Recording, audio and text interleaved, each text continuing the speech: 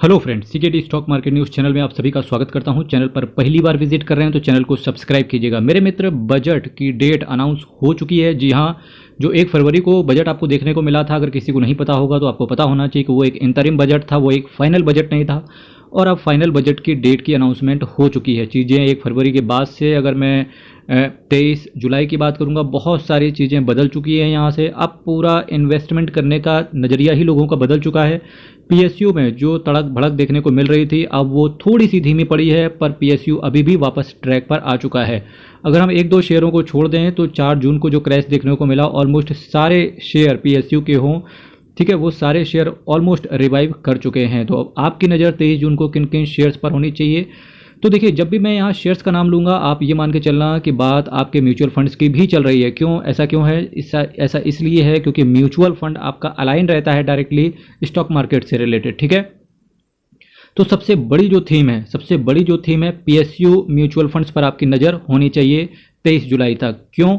Aditya Birla sun life PSU equity fund direct growth. जी हाँ, Aditya Birla sun life PSU equity fund direct growth. अगर हम PSU से रिलेटेड म्यूचुअल फंड की बात करेंगे तो आदित्य बिरला एएमसी एक ऐसी एएमसी निकली जिसने पिछले 1 साल में 98% का रिटर्न डिलीवर करके झंडे गाड़ दिए हैं। पीएसयू कैटेगरी में 4711 करोड़ का एसेट साइज है, 0.46% का एक्सपेंस रेशियो है, 7% का कैश होल्ड करके चल रहे हैं। BSE PSU total return index को ये बेंचमार्क की तरह फॉलो करते हैं।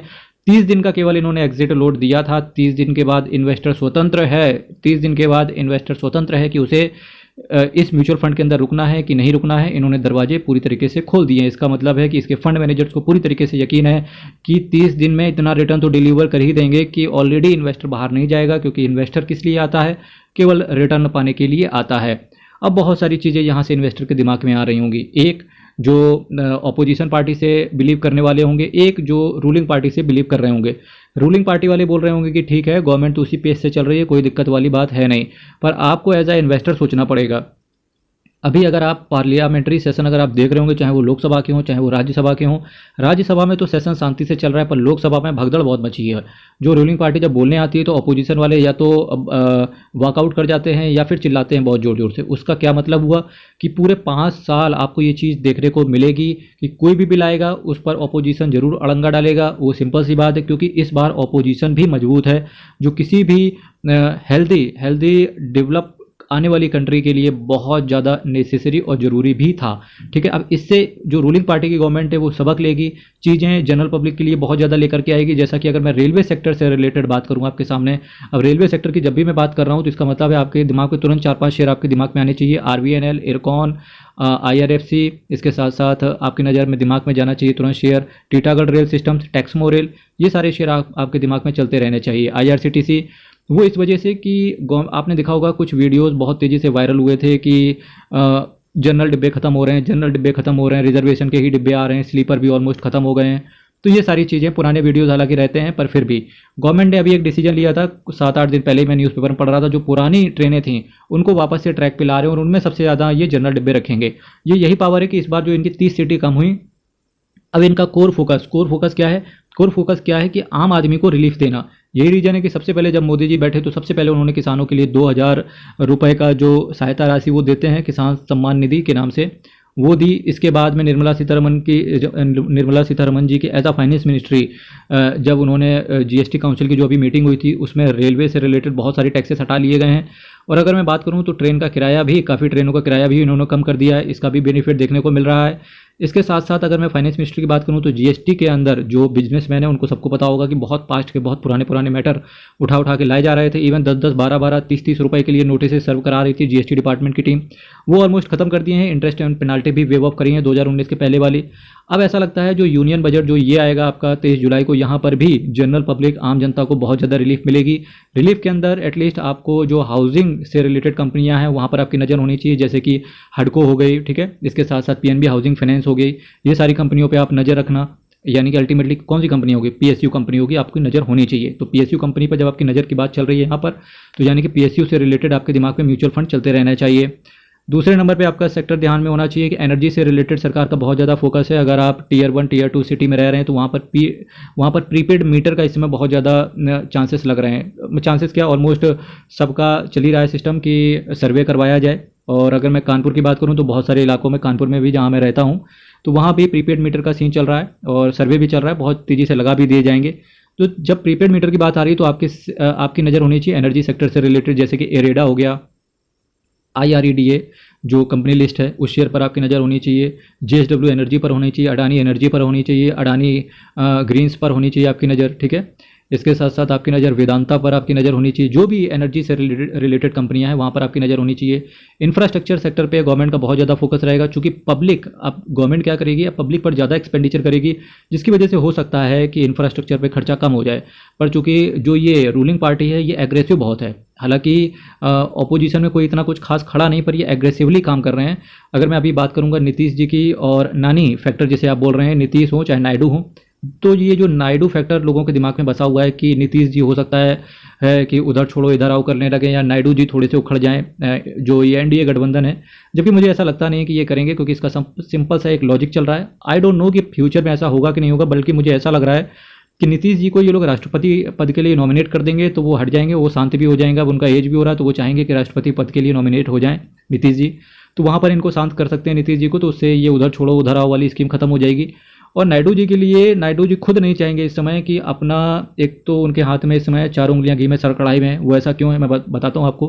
पवन कल्याण तो कभी नहीं जाएंगे, और अगर मैं बात करूँ इनके जो चिराग पासवान जी हैं ये भी कभी नहीं जाएंगे।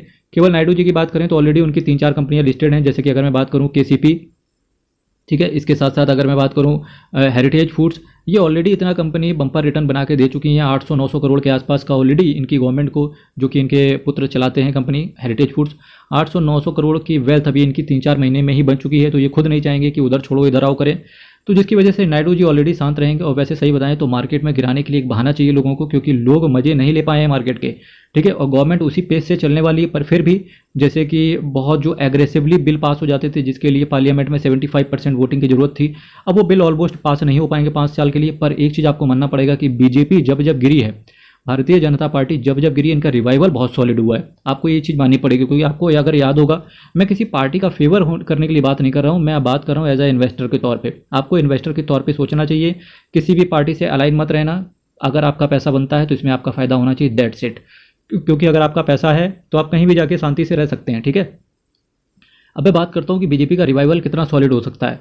एक बार आपको याद होगा दिसंबर में जब कर्नाटका गवर्नमेंट के रिजल्ट आए थे, तो कर्नाटका इनके हाथ से चला गया था। उसके बाद जब जनवरी में MP और 3 राज्यों के और जो इलेक्शन के रिजल्ट आए, सभी में इन्होंने झटा गाड़ दिया। MP इनका क्लीन स्वीप, मध्य प्रदेश इन्होंने क्लीन स्वीप कर दिया था। मैं जनवरी के महीने की बात कर रहा हूँ, जो CM पद के लिए इलेक्शन थे। तो बहुत सॉलिड ये लोग रिवाइवल करने के लिए जानते हैं। अब मुझे ऐसा लगता है 2029 में जब इलेक्शन होंगे तो ये पब्लिक को बहुत ज़्यादा वेलफेयर स्कीम का सहारा देंगे, वेलफेयर स्कीम को प्रोवाइड कराएंगे, जिसकी वजह से ये हो सकता है 2029 में इनका सॉलिड रिवाइवल हो। और जब सॉलिड रिवाइवल होगा तो जो 2047 का जो इनका एक ट्रैक रिकॉर्ड चल रहा है कि हम इसको भारत को विकसित भारत बनाएंगे, हो सकता है इसको 2047 से 3047 लग जाए, पर एटलीस्ट किसी गवर्नमेंट के लीडर के हाथ में एक ये विज़न तो है कि हम ये ऐसा कर सकते हैं। एटलीस्ट हनुमान जी को खुद ही फांदना था, हनुमान जी को समुद्र को खुद ही लांघना था, पर जामवंत जी ने एटलीस्ट याद तो दिलाया उनको। तो वही चीज़ है, हम एज अ इंडियन, हम आज नहीं 10 साल बाद नहीं, हम 2000 साल बाद एक डेवलप नेशन जरूर बनेंगे। ये चाहे बीजेपी करे चाहे अपोजिशन करे, कोई भी करे, डेवलप नेशन जरूर बनेंगे।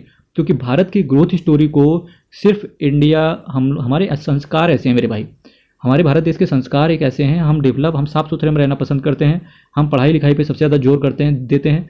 माता घर में खाने को हो ना हो, आज के डेट पे भारत का हर माता पिता अपने बच्चों को स्कूल जरूर भेजता है, और पढ़ने की तरफ हम लोग का बहुत ज़्यादा जोर रहता है। अगर जो देश का, जिस भी कंट्री के नागरिक ऊंचे सोचने वाले होंगे, उस देश का कोई कभी कुछ उखाड़ ही नहीं सकता है।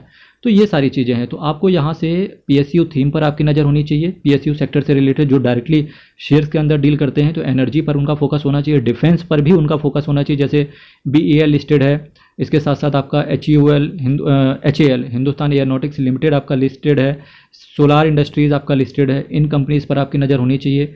तो एनर्जी, डिफेंस, इसके साथ साथ रेलवे और इसके साथ साथ पावर सेक्टर, ये अगर सेक्टर पर अगर आपकी पकड़ अच्छे से हो गई तो आप 23 जुलाई तक अच्छा खासा शॉर्ट टर्म में ही मुनाफा बांध सकते हैं।